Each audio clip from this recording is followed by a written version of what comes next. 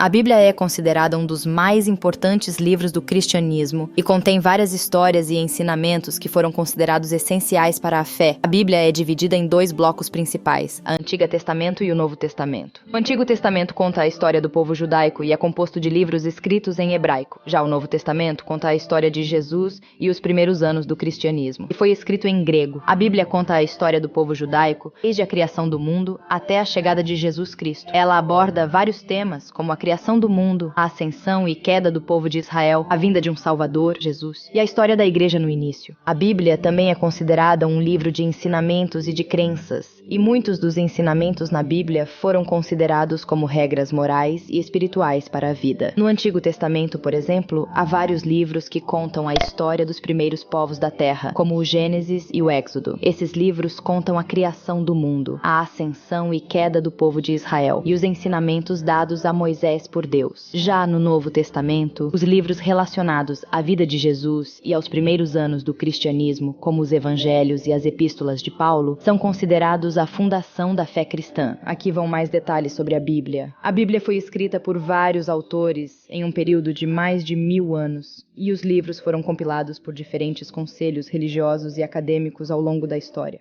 Por exemplo, o Antigo Testamento foi escrito por vários profetas, reis e sacerdotes hebreus em hebraico, e a compilação desses livros foi realizada em algum momento entre o século 5 a.C.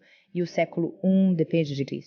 Já o Novo Testamento foi escrito por vários discípulos de Jesus e líderes da igreja primitiva em grego, e foi compilado e aceito como oficial pela Igreja Católica nos primeiros séculos depois de Cristo. Alguns dos livros mais famosos da Bíblia incluem o Gênesis, o livro que conta a criação do mundo e da humanidade, o Êxodo, que conta a história do povo de Israel escravizado no Egito, os Evangelhos de Mateus, Marcos, Lucas e João, que contam a vida e as lições de Jesus, e as Epístolas de Paulo, que ensinam sobre a fé cristã e os princípios da Igreja. A Bíblia é considerada uma fonte de inspiração espiritual e moral para muitas pessoas, e é amplamente usada como um guia para o comportamento e crença.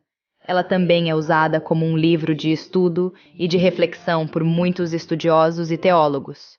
Aqui vão mais detalhes sobre a Bíblia e sua influência na cultura ocidental. A Bíblia tem um papel enorme na cultura ocidental, tanto em sua história como em sua literatura e filosofia.